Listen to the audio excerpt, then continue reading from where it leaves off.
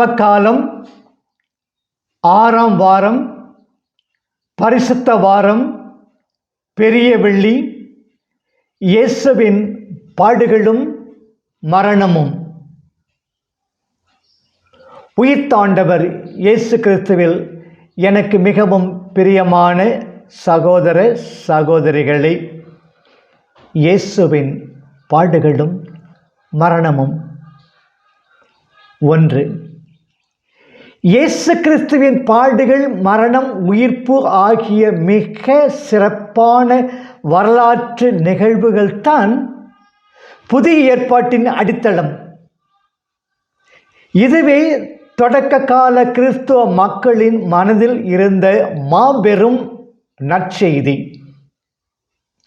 இயேசு கிறிஸ்து நமக்காக பாடுபட்டார், நமக்காக மரித்தார், நமக்காக உயிர்த்தார் என்கிற நற்செய்தித்தான் சீடர்களின் போதனைகளிலும் அடிப்படை செய்தியாக அடங்கி உள்ளது.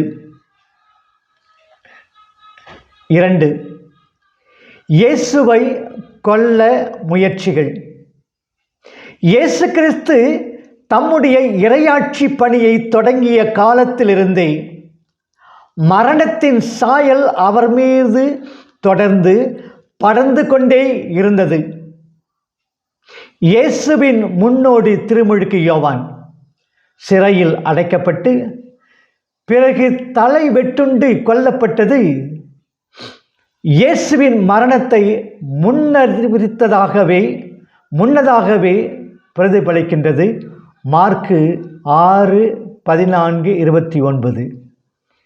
இயேசு தம் பணி வாழ்வில் சந்தித்த பல்வேறு மோதல்களில் அவரை எதிர்கொள்ள இயலாத அவருடைய எதிரிகளின் இறுதி சூழ்ச்சி அவரை எப்படி ஒழிக்கலாம் என்பதை. இதற்காகவே பரிசேயரும் ஏரோதியரும் ஒன்று சேர்ந்தனர் என்கிறார் மார்க்கு 3:6. இயேசு தம்முடைய கலிலேய பணியை முடித்துக்கொண்டு எருசலேம் நுழைந்தபோது எருசலேம் ஆலயத்தில் யூதர்களால் புறக்கணிக்கப்பட்டிருந்த பிற இனத்தவரின் உரிமைகளை வலியுறுத்தவே ஓர் அடையாள வன்முறையில் ஈடுபட்டார். அதாவது என் இல்லம் மக்களினங்கள் அனைத்திற்கும் உரிய இறைவேண்டலின் வீடு என அழைக்கப்படும் என்கிற எசாயாவின் இறைவாக்கை நியாயப்படுத்தி எசாயா 56:7 புற இனத்தாரின் வழிபாட்டு உரிமைகளை நினைவூட்டுகிறார். இதன் விளைவாக இயேசுவை கொல்வதற்கான சூழ்ச்சி 2ஆம் முறையாக வெளிப்படுகின்றது. மார்க்கு 11:18. இயேசு கொடிய குத்தகைக்காரர் ஓமையை கூறி யூதர்கள் தம்மை கொல்லப் போவதை பற்றி எடுத்துரைத்த போது 3ஆம் முறை அவரை கொல்ல சதி உருவாகின்றது. மார்க்கு 12:12. 3. பாடுகள், மரணம் பற்றி இயேசுவின் முன்னறிவிப்புகள்.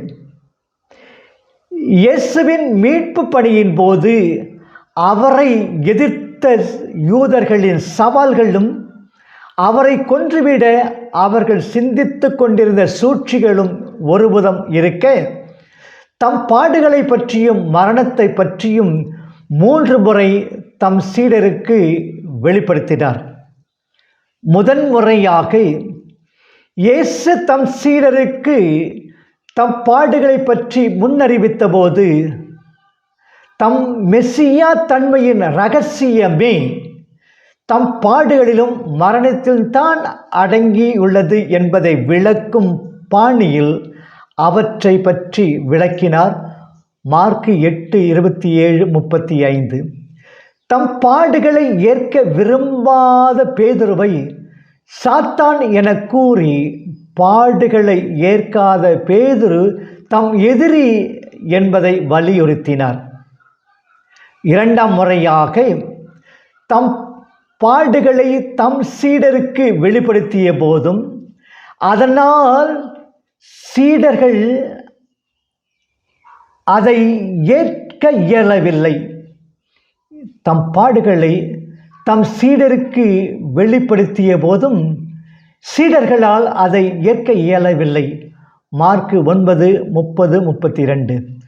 தம் பாடுகளை பற்றிய விளக்கத்தை தெரிவித்த இயேசு இயலாமையில் இருக்கும் ஏழை எளியவருக்கு ஆற்றி வந்த தொண்டுத்தான் தமக்கு பாடுகளாகவும் மரணமாகவும் மாறும் என்கிற உண்மையை அறிவிக்கிறார். மார்க்கு 9:35-37. மூன்றாம் முறையாக இயேசு தம் பாடுகளை சீடருக்கு அறிவித்த போதும் சீடர்கள் புரிந்து கொள்ளவில்லை. இயேசுவின் வல்லமை மிக்க செயல்பாடுகள் மட்டுமே சிந்தனையில் கொண்டிருந்த சீடர்கள் ஒரு பதவி மோகத்துடன் தான் அவரை நோக்கி இருந்தார்கள். இயேசு ஆற்றிய மீட்பு பணியின் ஒரே நோக்கம் பிறருக்கு ஆற்றும் பணிவிடைத்தான் என்பதை அவர் மீண்டும் விளக்குகிறார். பாடுகள் வழியாகவும் மரணத்தின் வழியாகவும் இயேசு மக்களுக்கு புரியும் பணிவிடைத்தான் அவர் உலக மக்கள் அனைவருக்கும் வழங்கும் மீட்பின் தொடக்கம் என்பதை மானிட மகன் தொண்டு ஏற்பதற்கு அல்ல, மாறாக தொண்டு ஆற்றவும் பலருடைய மீட்புக்கு ஈடாக தம் உயிரை கொடுப்பதற்கும் வந்தார். மார்க்கு 10:32-34-35. இயேசுவின் பாடுகள் மற்றும் மரண முன்னேற்பாடுகள். பாஸ்கா விழாவும் பாடுகளும்.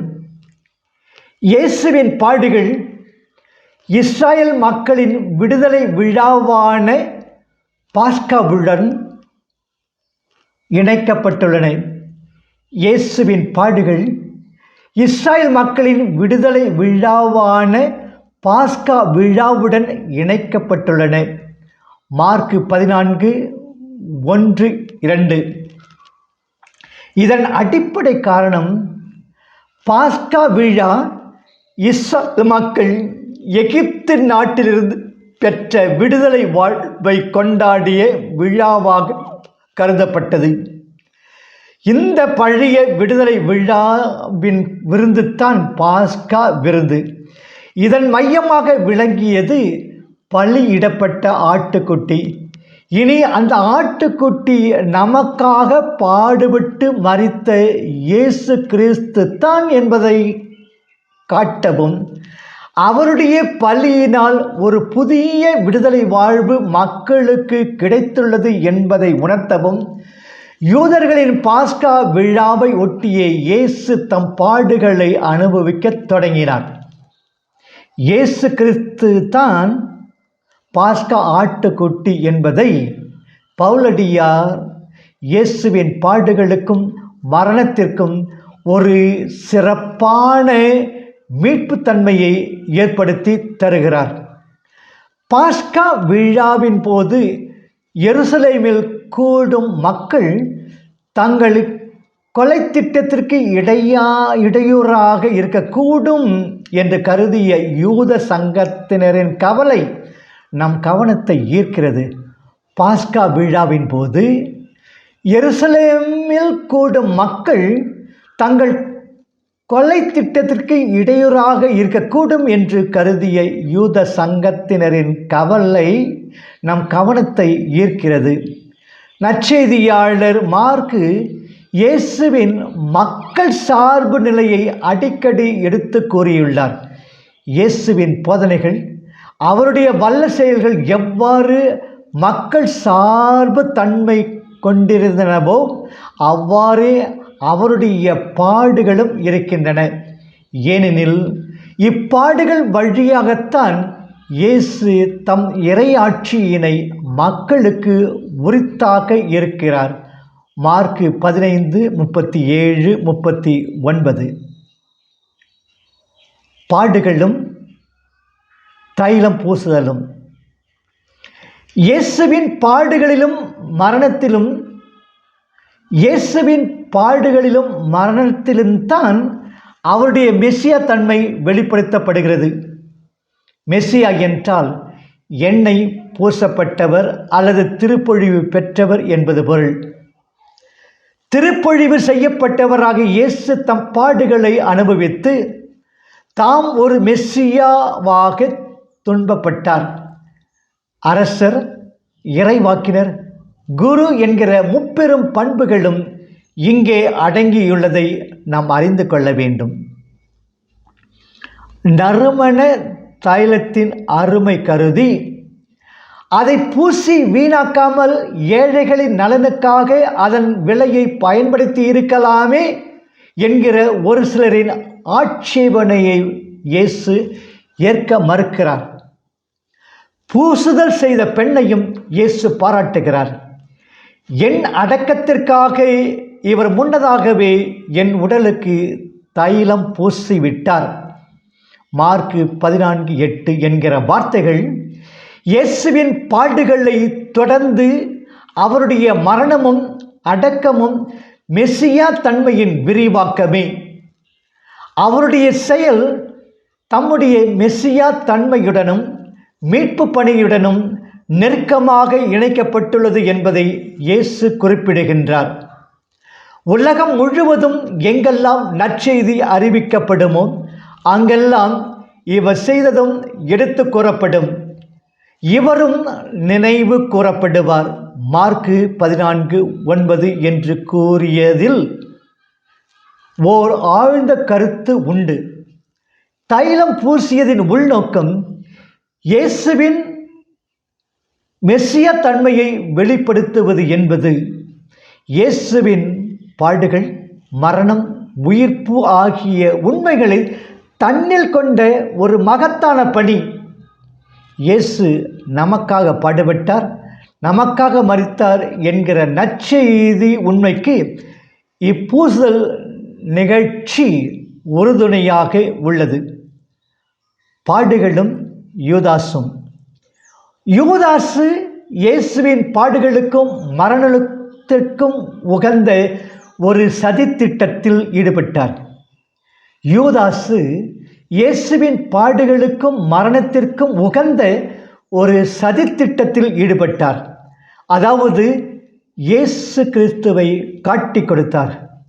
கலிலேயாவில் மக்களிடையே பழகிய இயேசுவை மக்கள் நன்கு அறிந்திருந்தனர். அங்கிருந்த யூத தலைவர்களுக்கும் அவரை நன்றாகவே தெரியும். ஆனால் எருசலேமில் அப்படி அல்ல. இயேசு இன்னும் யாருடனும் அதிகமாக பழகவில்லை. குறிப்பாக யூத படை வீரர்கள் அவரை கைது செய்ய வேண்டுமெனில் அவர் எப்படி இருப்பார் என்பதை அறிந்து கொள்ள வேண்டும். இவ்வாறு அவர்களுக்கு இயேசுவை தெரியாத நிலையில் அவரை காட்டி கொடுக்கிறார். தம்மை காட்டி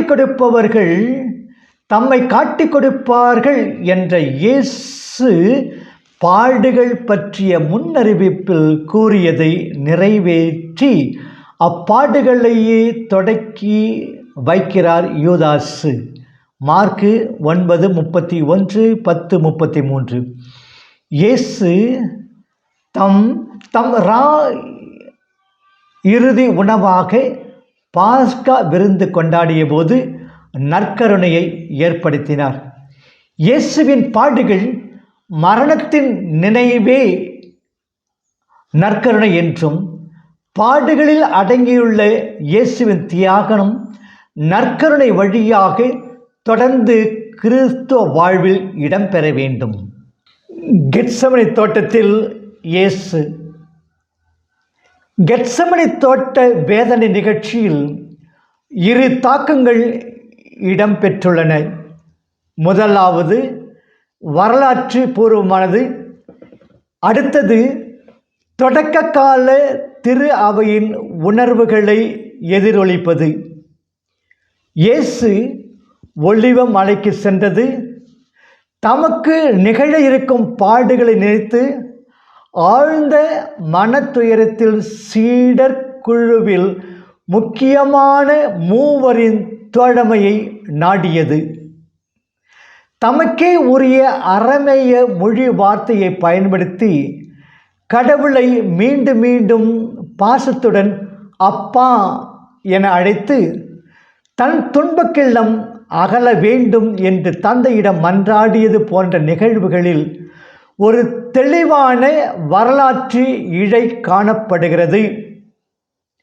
இயேசுவின் மும்முறை வேண்டுதல், அவருடைய ஆழ்ந்த சோக நிலை, மார்க்கு 14:36-41 போன்ற கருத்துகள் தொடக்க கால திரு அவையை ஏற்படுத்திய எதிரொலிகள் என்பது பல விவிலிய அறிஞர்களின் கருத்தாகும். தொடக்க கால திரு அவையில் வேத கலாபனைகளின் விளைவாக கிறிஸ்துவ மக்களிடையே தோய்ந்த நிலையில் இருந்த ஜெபத்தையும் இறை நம்பிக்கையையும் வலுப்படுத்த இயேசுவின் கெத்சமனி தோட்ட நிகழ்வு உறுதுணையாக இருந்திருக்கின்றது. ஏற்கனவே பழைய ஏற்பாட்டில் இடம்பெற்றுள்ள ஆழ்நிலை ஜெப கதறல்கள் இந்நிகழ்ச்சிக்கு முழு வடிவத்தை ஏற்படுத்தியுள்ளன. திருப்பாடல் 22, 20, 31, 9, 10, 22, 42, 5, 6. இயேசு கெத்சமனி தோட்டத்திற்கு அடுத்த இரவில் 3 முறை மட்டுமல்ல, பல முறை தம் தந்தையை அப்பா என கூறி ஜெபித்திருக்கலாம். அரமேய மொழியில் அப்பா என்கிற சொல் ஏறக்குறைய தமிழ் மொழி அப்பாவுக்கு சமம். பாசம் என்கிற உணர்வுடன் கூடிய சொல் இது. ஆழ்ந்த துயரம் கொண்டிருந்த இயேசுவின் மனக்கலக்கம் அவருடைய மனித தன்மைக்கு சான்றாக உள்ளது.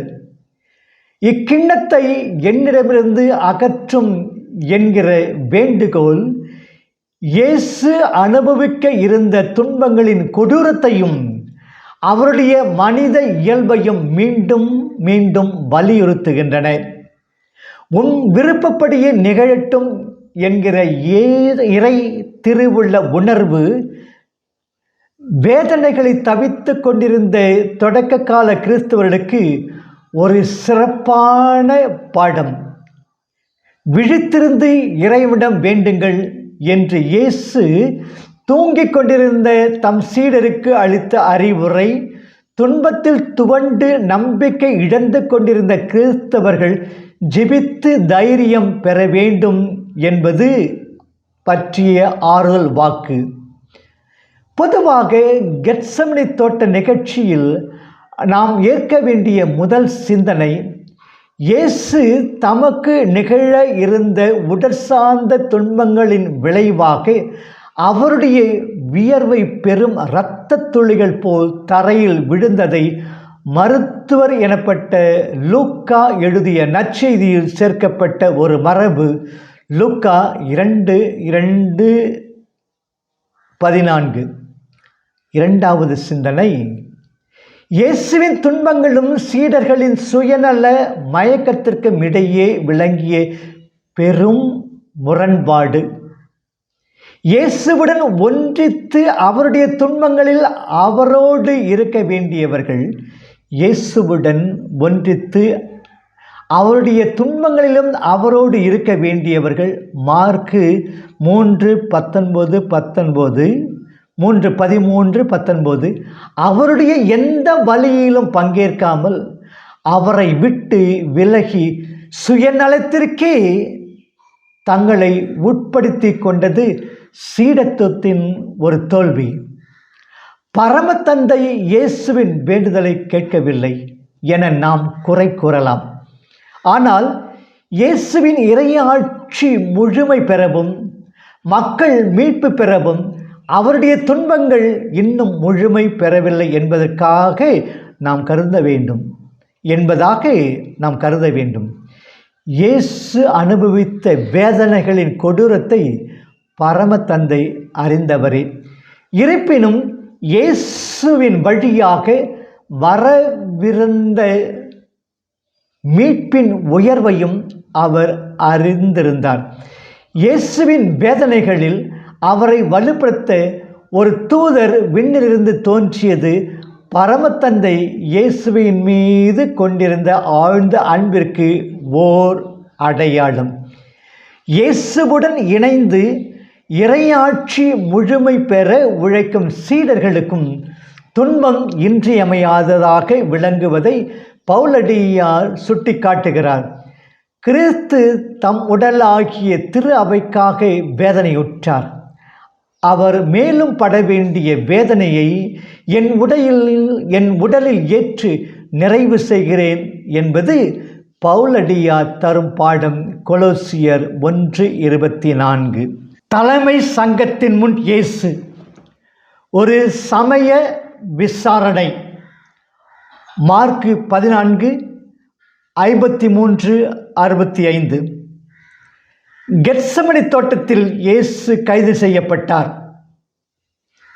யூதாசு தலைமை குருக்கள் அனுப்பிய ஆட்களுடன் வந்து இயேசுவை முத்தமிட்டு காட்டிக் கொடுத்த பின் அவரை தலைமை குருவிடம் அழைத்து சென்றனர். இயேசு தலைமை சங்கத்தின் முன்பு இரவு நேரத்தில் விசாரணைக்கு நிறுத்தப்படுகின்றார். யூத தலைமை சங்கம், யூத சமயம், யூத மரபுகள் ஆகியவற்றை காக்கும் ஓர் உயர் அதிகார அமைப்பாக விளங்கியது. குருக்கள், மறைநூல் அறிஞர், மூப்பர், சதுசேயர், பரிசேயர் என பல தரப்பட்ட சமய அதிகாரிகள் இதில் அங்கம் வகித்தனர். 71 அங்கத்தினர் அடங்கிய இச்சங்கத்தை ரோமை அரசும் அங்கீகரித்தது. யூத சமயத்தையோ வேறு மரபுகளையோ, யூத சங்கத்தையோ வேறு மரபுகளையோ கொச்சைப்படுத்தும் எவரையும் இத்தலைமை சங்கம் விசாரித்து அவர்களுக்கு தண்டனை விதிக்கலாம். குறிப்பாக கடவுளை பழிக்கும் பாவத்தை செய்தவர்களை கல்லால் எறிந்து கொல்ல இச்சங்கம் தீர்மானிக்கலாம். லேவியர் 24:1-23. இயேசுவின் போதனைகள் பல யூத சமயத்திற்கு விரோதமானவை என்று கருதப்பட்டு அவர் விசாரணைக்கு உட்படுத்தப்படுகின்றார். இந்த யூத விசாரணை காலகாலத்திற்கும் அநீதியாக நடத்தப்பட்ட ஒரு விசாரணையாக கருதப்பட்டு வருகின்றது. காரணம் என்ன? 1. தலைமை சங்கம் இயேசு கொலை செய்யப்பட வேண்டிய குற்றவாளி என்கிற தீர்மானத்தை முன்வைத்து விசாரணையை நடத்தியது ஒரு பெரிய அநீதி. மார்க்கு 14:55. 2. இயேசு பற்றிய குற்றச்சாட்டுகள் முரண்பட்டிருந்த ஒரு சூழ்நிலையில் விசாரணை செய்ய வேண்டிய தலைமை குருவே ஒரு குற்றச்சாட்டை முன்வைக்கிறார். இதன் அடிப்படையில் தீர்ப்பிட்டது ஒரு மாபெரும் அநீதி. மார்க்கு 14:16. 3. பாஸ்கா விழா காலத்தில் தலைமை குருவின் வீட்டில் இரவில் விசாரணை நடத்தப்பட்டதும் ஒரு குற்றமே. இத்தகைய விசாரணை பகலில் நடத்தப்பட வேண்டும் என்றும் அடுத்த நாளில் விசாரணையின் 2வது கூட்டம் நடந்த பிறகு தீர்ப்பு வழங்கப்பட வேண்டும் என்பதும் சட்டமாக இருந்தது. 4. இயேசு ஆலயத்தை இடிக்கப் போவதாக சொல்லப்பட்ட குற்றச்சாட்டு சாட்சிகள் முரண்பாடுகளால் பிசுபிசுத்தது. இயேசு ஆலயத்தை இடிக்கப் போவதாக சொல்லப்பட்ட குற்றச்சாட்டு சாட்சிகளில் முரண்பாடுகளால் பிசுபிசுத்தது. மார்க்கு 14:57-59. ஆனால் இயேசுவை பழி வாங்கும் ஒரே நோக்கத்துடன் இக்குற்றச்சாட்டு திரிக்கப்பட்டது. இயேசு ஆலயத்தை பற்றி போதனைகளில் ஆலயத்தை மையமாக கொண்டிருந்த யூத சமயம் காலாவதியாகி அதற்கு பதிலாக அவருடைய உயிர்ப்புக்கு பிறகு உருவாக இருக்கும் கிறிஸ்துவ நெறியை பற்றித்தான் கூறியுள்ளார். ஆலய இடிப்பு என்பது அவருடைய உடல் சம்பந்தப்பட்டது. யோவான் 2:19-22, திருத்தூதர் பணி 6:14, எபிரேயர் 9:11-24.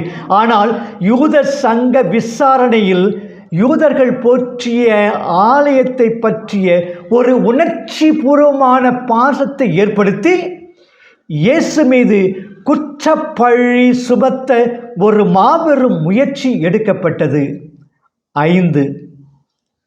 இயேசு தாம் கடவுளின் மகன் என கூறி கடவுளையே அவர் பழித்து விட்டார் என்ற தலைமை கூறி தன் ஆவேசத்தை காட்டி தன் அங்கியை கிழித்து கொண்டது ஒரு மரபு செயல்தான். ஆனால் இயேசுவின் பழிச்சொல் என்று அவர் கூறியது இயேசுவை பற்றிய ஒரு அவதூறு சொல்லைத்தான். லேவியர் 24:15-16. இயேசு காலத்தில் கூட பல தங்களையே கடவுள் அனுப்பி மெசியாவாக அறிமுகப்படுத்தி கொண்டிருந்தனர். அவர்களை குற்றஞ்சாட்ட தலைமை சங்கம் முன் வரவில்லை. 6. இவன் சாக வேண்டியவன் என்கிற தலைமை சங்க தீர்மானம் ஒரு நீதிமன்றம் முழுமையாகவே விசாரித்து சொன்ன தீர்ப்பு அல்ல. அது ஒரு ஆவேச கூட்டம் ஏற்கனவே முடிவு செய்துவிட்ட அநீத தீர்மானம். 7. யூத தலைமை சங்கம் கொலை தீர்ப்பு வழங்கத்தான் அதிகாரம் பெற்றிருந்தது. அதை நிறைவேற்ற ரோமை ஆளுநரின் அனுமதி தேவையாக இருந்தது. ஆனால் அதே தலைமை சங்க தீர்ப்புக்கு பிறகு இயேசுவை பல வன்முறைகளுக்கு ஆளாக்கி அவரை அவமானப்படுத்தியது அநீதி. இறைவாக்கினர் எசாயா குறிப்பிட்ட இறை ஊழியனின் துன்பங்கள் இந்த அவமானங்களில் இடம்பெறுகின்றன. எசாயா 53:4-5. தலைமை சங்க விசாரணை அநீதிக்கு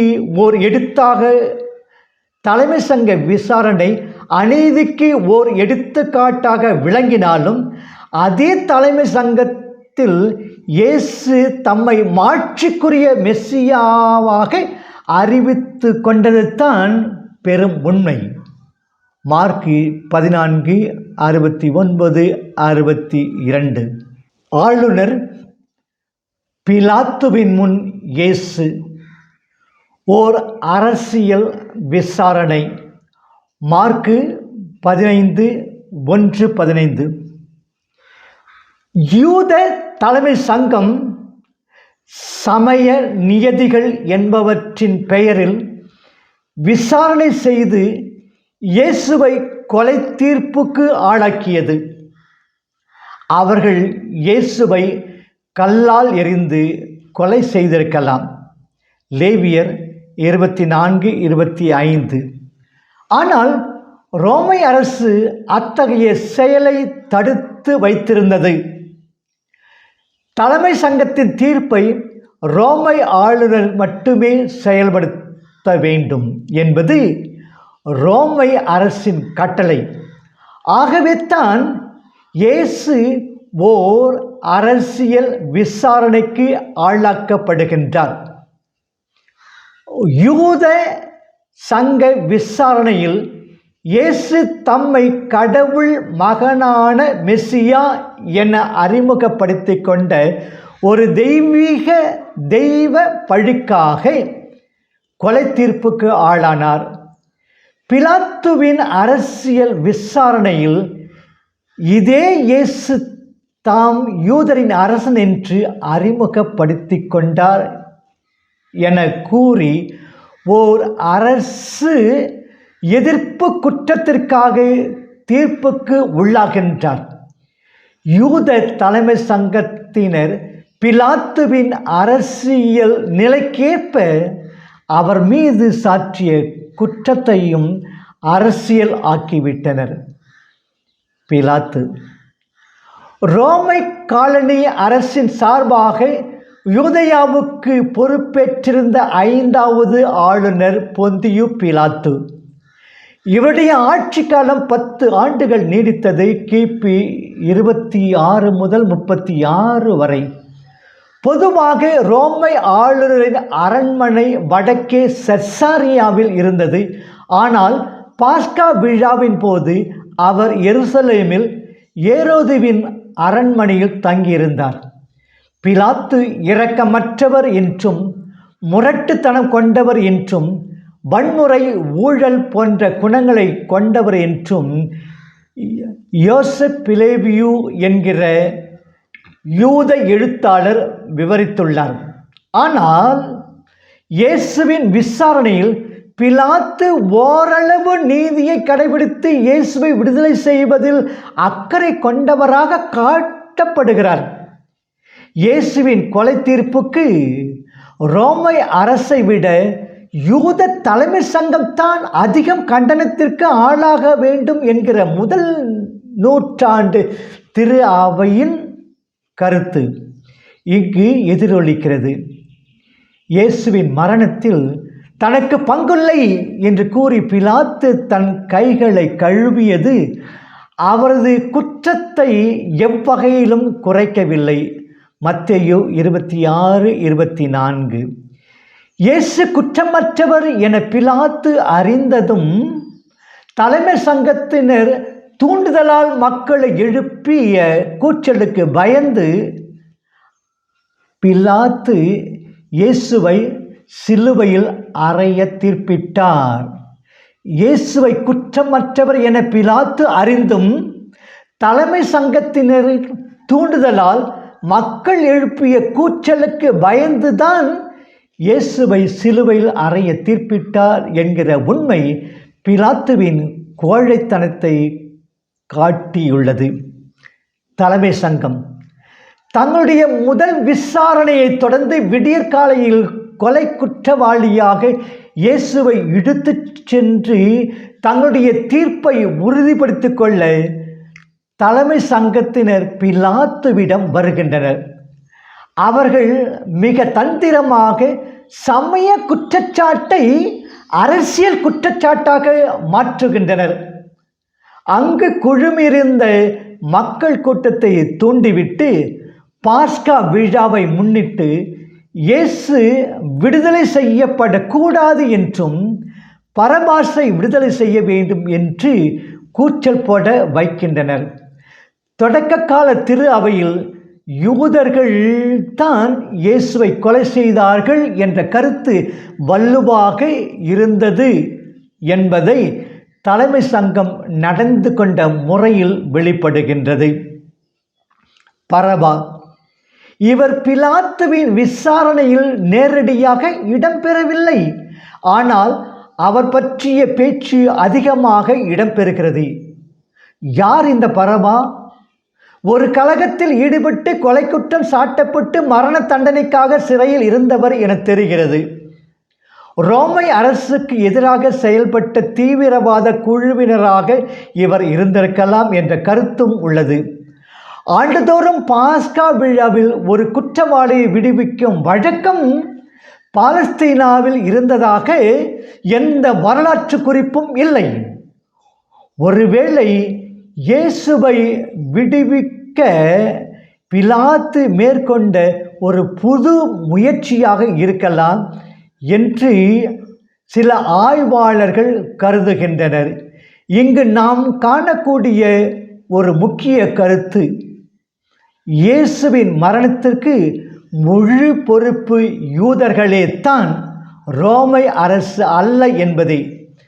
பரபா பற்றிய இன்னொரு வினோதம் அவருடைய முதல் பெயரும் இயேசு என்பதுதான். குற்றவாளியான இயேசு பரபா விடுதலை பெற மெஸ்ஸியாவான இயேசு கிறிஸ்து கொலைக்கு ஆளானார் என்கிற இன்னொரு முரண்பாடும் இந்த இரண்டாவது விசாரணையை தெரிகிறது. மக்கள் கூட்டம் பிலாத்துவின் விசாரணை நேரத்தில் மக்கள் கூட்டமும் அங்கே கூடியிருந்தது. இவர்கள் வேடிக்கை பார்க்க வந்த கூட்டமாக இருக்கலாம். ஆனால் தலைமை குருவின் தூண்டுதலால் இக்கூட்டம் பரபாவுக்கு சார்பாகவும் இயேசுவுக்கு எதிராகவும் கூச்சலிட்டதாக நாம் வாசிக்கிறோம். இதே கூட்டம்தான் சில நாட்களுக்கு முன் இயேசுவுக்காக ஓசானா பாடினர். அவருக்கு யூத குருக்களே அஞ்சி இருந்தனர். மார்க்கு நற்செய்தி 11:18, 12:12, 14:2. ஆனால் அக்கூட்டத்தை மிக எளிதாக திசை திருப்பி விடலாம். தலைமை குருக்களுக்கு மக்களிடையே செல்வாக்கு இருந்தது. அதனை பயன்படுத்தி பரபா யூத இனத்திற்காகவே கலகத்தில் ஈடுபட்டிருந்தார் என்கிற ஒரு அனுதாபத்தை ஏற்படுத்தி மக்களின் உணர்ச்சிகளை அவர்கள் திசை திருப்பிவிட்டனர் என்று கூறலாம். இயேசு அரசியல் விசாரணையின் போது இயேசு பெரும்பாலும் அமைதியாகவே இருந்தார். இயேசுவின் அமைதி பழைய ஏற்பாட்டு இறைவாக்குகளின் நிறைவே என கூறலாம். திருப்பாடல் 38, 12, 14, எசாயா 53:7. நீ யூதரின் அரசனோ என்று பிலாத்துவின் கேள்விக்கு மட்டும் அவர் பதில் கூறி தமது மெஸ்ஸியா தன்மையை ஏற்கிறார். ஏனெனில் வர இருக்கும் மெஸ்ஸியாவின் அரசு தன்மையும் பழைய ஏற்பாட்டில் முன்னறிவிக்கப்பட்டதை 2 சாமுவேல் 7:12-17. பிலாத்துவின் கேள்விக்கு இயேசு நேரடியாக பதில் கூறாமல் இவ்வாறு நீர் கூறுகிறீர் என்று கூறிய வார்த்தைகள் கவனிக்கத்தக்கவை. பிலாத்து சொல்வது சரியே என்கிற அர்த்தத்தில் இயேசு இதை கூறினார். தலைமை குருவுக்கு முன்பாக தம் மெஸ்ஸியா தன்மையை ஏற்ற இயேசு மார்க்கு 14:62 பிலாத்துவுக்கு முன்பும் அதை ஏற்கிறார். மார்க்கு 15:2. பிலாத்துவின் தீர்ப்பு இயேசு கசையால் அடிக்கப்பட்டு சிலுவையில் அறையப்பட வேண்டும் என்பதை. மார்க்கு 15:15. கசையால் அடிப்பது சிலுவையில் அறைவதற்கு ஒரு தயாரிப்பாகவே கருதப்பட்டது. சிலுவையில் அறைதல் என்கிற மாபெரும் தண்டனை குறிப்பாக தேச துரோக குற்றங்களுக்காக ரோமை அரசு உருவாக்கிய ஒன்று. பாரசீகர்களால் தொடங்கி வைக்கப்பட்ட சிலுவை சாவு ரோமையர்களால் முழுமையாக்கப்பட்ட ஓர் அகோர தண்டனை. 2 மரக்கட்டல்களை குறுக்கு நெடுக்குமாக இணைத்து அதனுடன் குற்றவாளியை இறுக சேர்த்து ஆணிகளால் அரைந்து தொங்க வைத்து படிப்படியாக அவர் உயிர் துறக்க வைப்பது தான் சிலுவை தண்டனை. படை வீரர்கள். பிலாத்துவின் அரண்மனையில் இருந்த ரோமை படை வீரர்களின் வன்முறை அளவுக்கு மீறி இருந்தது. சிலுவை சாவுக்கு முன் தண்டனையாக குற்றவாளி கசைகளால் நொறுக்கப்பட்டார். ஒரு தூணில் கட்டப்பட்டு எலும்பு துண்டுகள் அல்லது வேறு உலோக துண்டுகள் இணைந்த தோல்வார்களால் குற்றவாளி நொறுங்க அடிக்கப்பட்டார். வழக்கமாக குற்றவாளி பெறும் அடிகள் 40. அவர் ரோமை அரசுக்கு உடன்பட்டிருந்தால் 1 குறைவாக இருந்தது. அடி வாங்கும் குற்றவாளியின் தோல் வீழ்ந்தது. இரத்த நாளங்கள் வெளிப்பட்டு உடல் முழுவதும் இரத்த கசிவு ஏற்படும் அளவுக்கு கசையடிகள் அமைந்திருந்தன. அரசியல் விசாரணை விளைவாக கசையடிப்பட்ட இயேசு இன்னொரு அவமானத்திற்கும் ஆளாகியிருந்தார். அதாவது படை வீரர்களின் ஏளனம், செந்நிற ஆடை, முள்முடி, கேலிக்குத்து போன்றவை அவர்கள் இயேசுவுக்கு செய்த கேலி அர்ப்பணங்கள். யூதரின் அரசே வாழி என்கிற கேலியான வாழ்த்து வாழ்க பேரரசர் செசார் என்கிற வாழ்த்துறையின் ஏளன எதிரொலியாக இருந்தது. இத்தகைய நாடகத்தில் இயேசுவை தலையில் அடித்தல், அவர் மீது துப்புதல் போன்ற வன் செயல்களும் இடம்பெற்றன. மார்க்கு 15:19. இயேசு சிலுவையில் அறையப்படுதல். இயேசு சிலுவையில் அறையப்பட்டதும் அதையடுத்து அவர் மரணத்தை ஏற்றதும் அவருடைய வாழ்வின் உச்சக்கட்டம். அவர் உட்படுத்தப்பட்ட 2 விசாரணைகள் அநீதியின் முழு வடிவமாகவே விளங்கின என்றால், அவர் அனுபவித்த சிலுவை கொடுமையும் அதன் விளைவாக வந்த மரணமும் வேதனையின் உச்சநிலை என கூறலாம். அவமானத்தின் சின்னமாக விளங்கிய சிலுவை இயேசுவின் மரணத்திற்கு பிறகு மீட்பின் சின்னமாகவும் கிறிஸ்தவ சமயத்தின் தனிப்பட்ட அடையாளமாகவும் மாறியது. எப்படி? 1. கசைகளால் 39 அல்லது 40 அடிகள் வாங்கிய குற்றவாளி இரத்தம் இழந்து பார்வை மங்கி நடை தளர்ந்து காணப்படுவார். 2. குற்றவாளி அணிந்த துணிகள் அகற்றப்படும். 3. குற்றவாளி தான் அறையப்பட வேண்டிய சிலுவையின் குறுக்கு மரத்தை தானே தூக்கி கொண்டு கொலைக்களம் செல்ல வேண்டும். நெடுமரம் கொலைக்களத்தில் முன்னதாகவே நடப்பட்டிருக்கும் என்கிற மரபு உள்ளது. 4.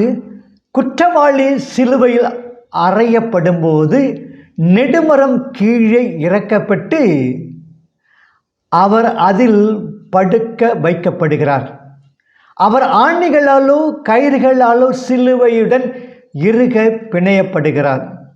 இயேசுவை பொறுத்தவரையில் ஆணிகள் தான் பயன்படுத்தப்பட்டன.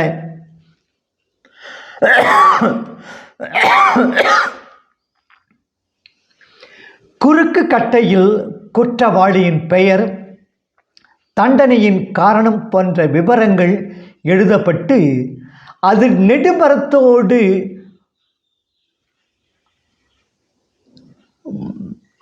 பிளஸ் வடிவத்தில் கூட்டல் குறி வடிவத்தில் இணைக்கப்படுகின்றது. பிறகு குற்றவாளியுடன் இணைந்த முழு சிலுவையும் நிற்க வைக்கப்படுகிறது. 5.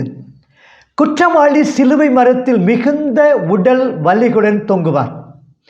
அவருக்கு வலி தெரியாமல் இருக்க சில பக்திமான்கள், குறிப்பாக பெண்கள், வெள்ளை போலம் என்கிற மதுப்பொருளை திராட்சை ரசத்தில் கலந்து அவருடைய வாயில் கொடுப்பார்கள். இதன் பின்புலம் வலியுற்றோர் தங்கள் வலியை மறக்க தகுந்த மதுவை பெற வேண்டும் என்கிற நீதிமொழியின் அறிவுரையே. நீதிமொழி 31:6-7. 6. பொதுவாக சிலுவையில் அறையப்பட்டவர்கள் பல மணி நேரம், ஏன் சில சமயம் ஒரு சில நாட்கள் கூட வலியால் பாதைப்பட்டு கடவுளையும் மக்களையும் சபித்து கொண்டிருப்பார்கள். 7. சிலுவையில் அறையப்பட்டவர்கள் மேலும் அனுபவித்த துன்பங்கள் கடுமையான பசி, வெயிலின் கொடுமை, உடல் தாகம், உடலை அசைக்க முடியாத இறுக்க நிலை, நிர்வாண உடல், மக்களின் ஏளன பார்வை போன்றவை. 8. சிலுவையில் அறையப்பட்டவரை பொதுவாக சுற்றமோ நட்போ எவரும் கண்டு கொள்ள மாட்டார்கள். இறந்த பிறகு சிலர் கழுகுகளுக்கும் ஏனைய விலங்குகளுக்கும் இரையாவது வழக்கம். இயேசு உயிர் விடுதல். இயேசுவின் இறையாட்சி பணி முழுவதுமே கலிலேயா தொடங்கி எருசலேம் வரை அவருடைய பாடுகளையும் மரணத்தையும் நோக்கமாக கொண்டுள்ளது. நற்செய்தி முழுவதும் இயேசு தம் இறுதி நாட்களை நோக்கி மிக தெளிவுடன் பயணிக்கிறார். இறுதியில் அவர் தாமே தம் இறப்பை எதிர்கொள்ளும் நிகழ்ச்சி நம் சிந்தனையை தூண்டுகிறது. இயேசுவின் மரண நிகழ்ச்சியில் அவருடைய சீடர்கள் பங்கேற்கவில்லை. இயேசுவின் பெண் சீடர்கள் மட்டும் தொலைவில் நின்றபடி பங்கேற்றனர்.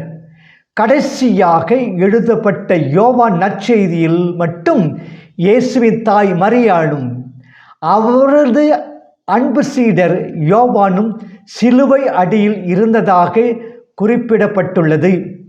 யோவான் 19:25-27.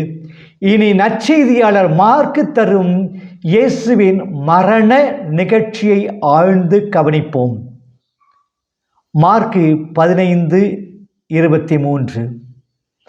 நண்பகலில் ஏற்பட்ட இருள் இயேசுவின் நண்பகலில் ஏற்பட்ட இருள் இயேசுவின் கோர மரணத்திற்கு இயற்கையின் சோக சாட்சியம் என கூறலாம். இயேசுவின் மீட்பு பணியில் பல இயற்கை சக்திகள் பங்கேற்றன. அத்தகைய இயற்கை சக்திகள் சார்பாக இயேசுவின் மரணத்திற்கு எதிர்ப்பு காட்டும் வகையில் நண்பகலில் இருள் ஏற்பட்டுள்ளது.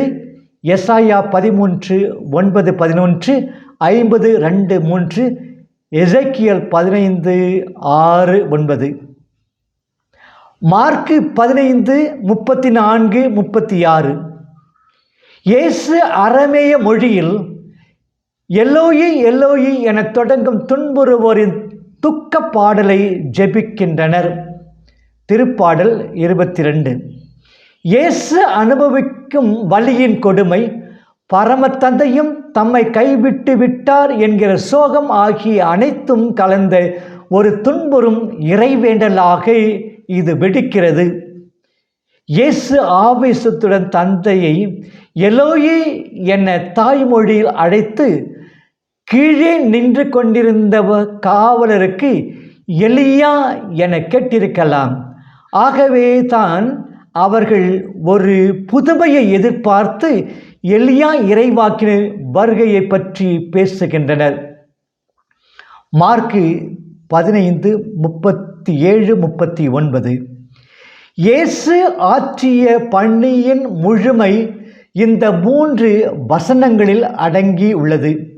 இதில் முதல் வசனம் இயேசு உரக்க கூவி உயிர் துறந்தார் என்று உள்ளது.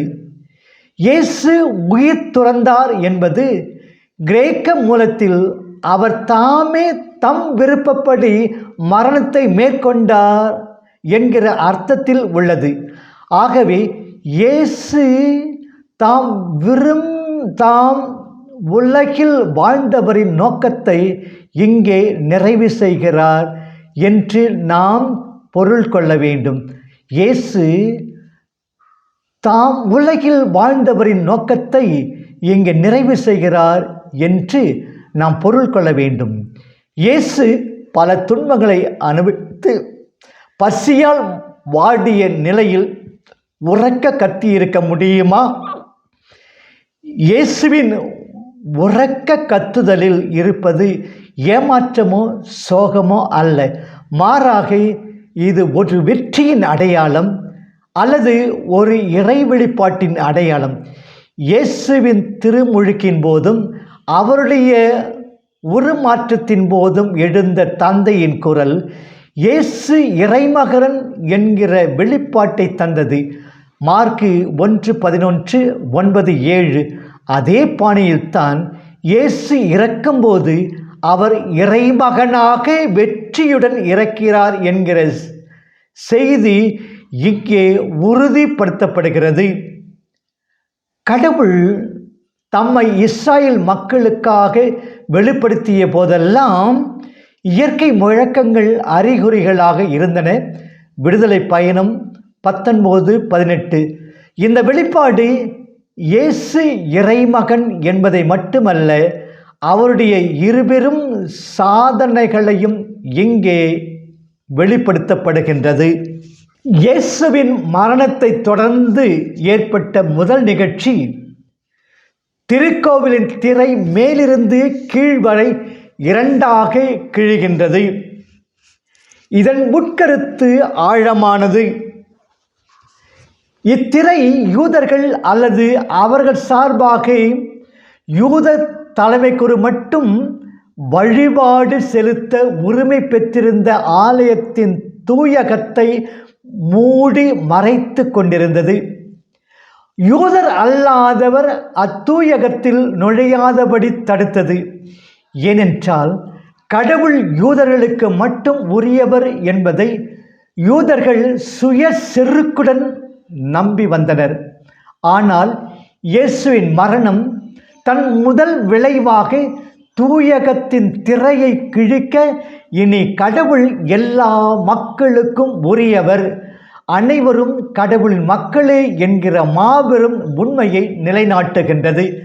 அதாவது யூத சமயம் காலாவதியாகிவிட்டு அனைத்து மக்களையும் அரவணைத்து ஏற்கும் ஒரு புதிய சமயம் உருவாக்கிவிட்டது என்கிற கருத்து இங்கே வெளிப்படுகிறது.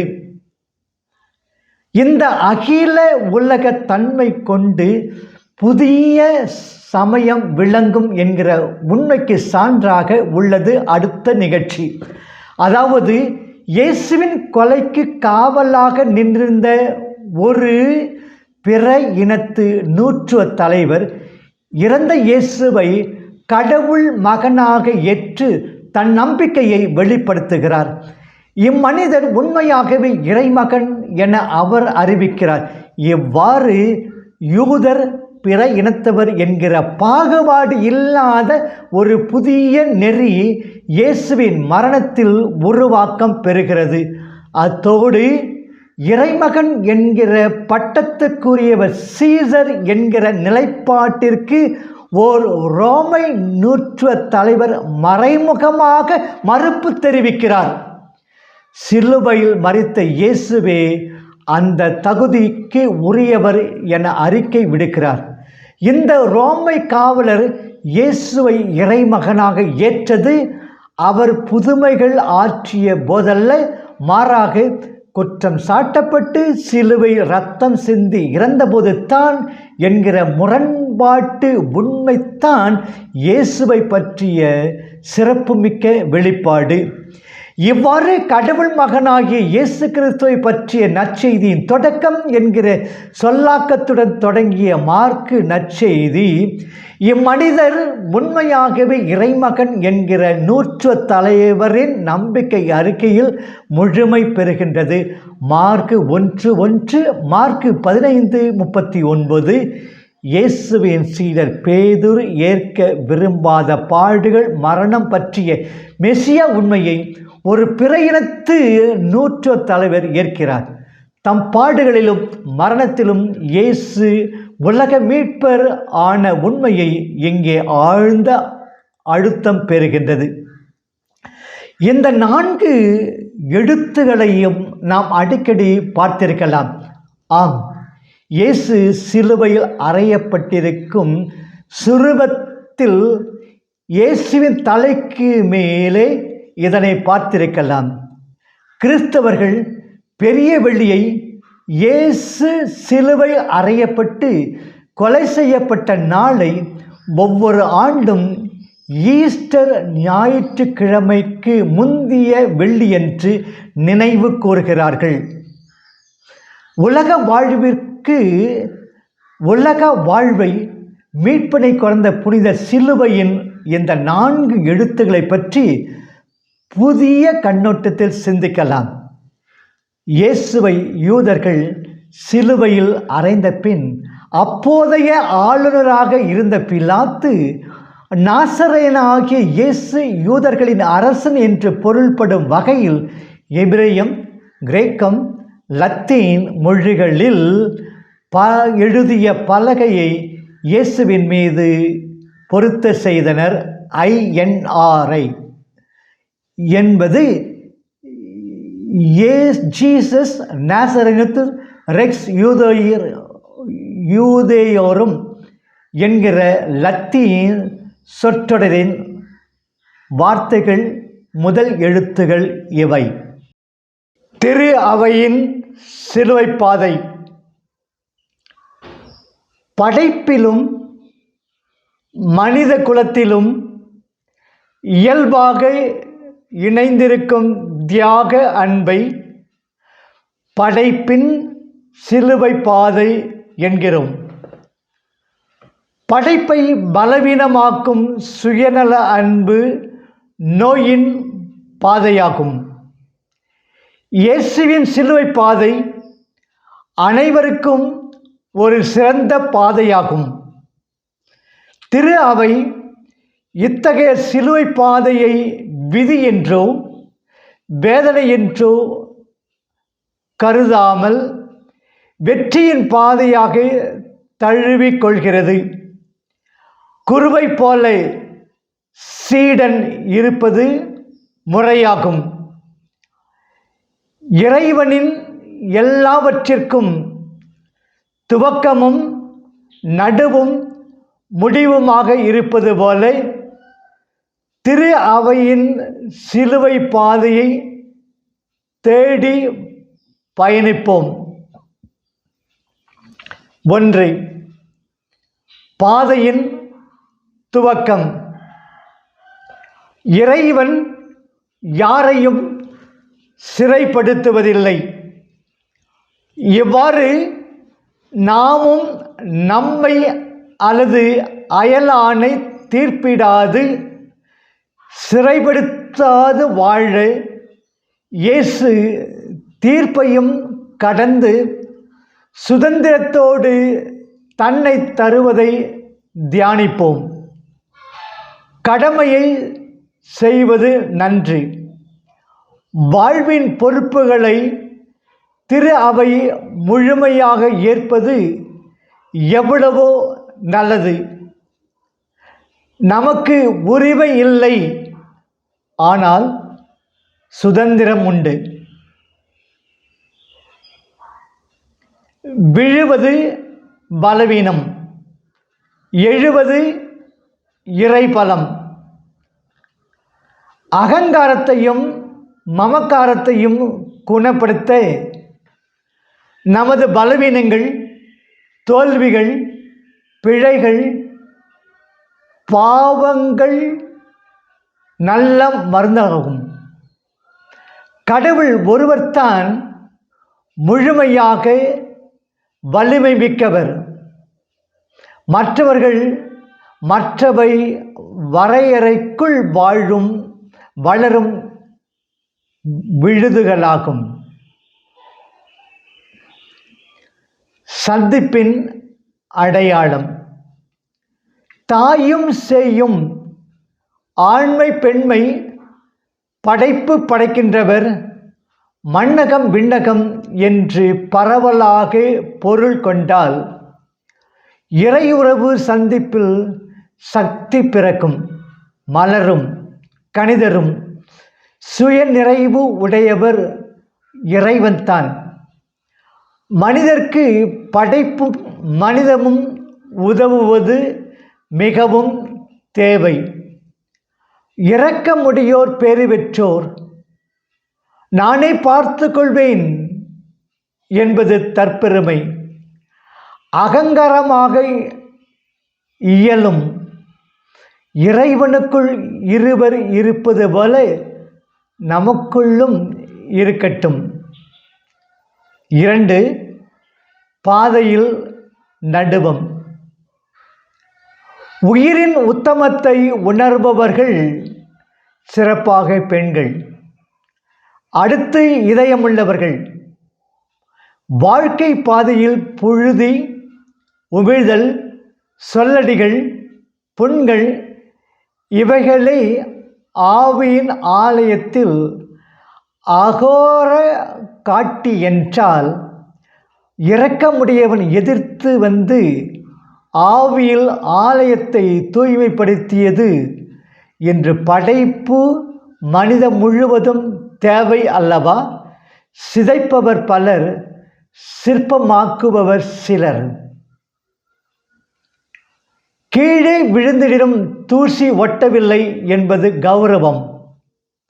தன்னை தாழ்த்துகின்றவர்கள் உயர்த்தப்படுவர் என்பது இயற்கையின் விதி, இறைவனின் வழி. இயற்கையும் இறைவனும் ஒரு முறை மட்டுமல்ல, பல முறையும் பக்கபலமாக இருக்கிறார். ஆவியின் அருகில் இருக்கும் பெண் இனம் இயேசுவை எளிதாக நெருங்குகின்றனர். இன்னல் வேளையிலும் அயலான் நலனே தனது நலன் என்று வாழ்வது இறைமை. தூய்மை என்பது நமக்கு எவ்வளவோ பயன்மிக்கது. முப்பரிமாணங்களின் முழுமையாக மூன்றாவது முறையும் மண்ணை முத்தமிடுவது, எப்படியும் மண்ணை விண்ணுக்கு விலை பேச விருப்பம் கொள்வது, அன்பின் அகலம், ஆழம், உயரமாகும். மூவொரு இறைவன் நம் பாத பணிந்து நம்மை புனிதர்களாக்குவதை உணர்வது உத்தமம். எல்லாமையின் எல்லாம் தான் இறைவனின் வல்லமை வெளிப்படுத்தும். பாதையில் கொடு முடிவு. நமது பிறப்பில் நாம் எதை கொண்டு வந்தோம்? நாம் பிரிந்து இணையும் போது எதை எடுத்து செல்வோம் என்பது வரலாறு உணர்த்தும் பாடம். நமது பிறப்பில் நாம் எதை கொண்டு வந்தோம்? நாம் பிரிந்து இணையும் போது எதை எடுத்து செல்வோம் என்பது வரலாறு உணர்த்தும் பாடம். பற்றற்ற வாழ்வு பற்றின் பெருமையாகும், விடுதலையின் வெற்றியாகும். இவ்வுலகிலும் மறு உலகிலும் சுதந்திரத்தோடு வாழ்வதே வாழ்வாகும்.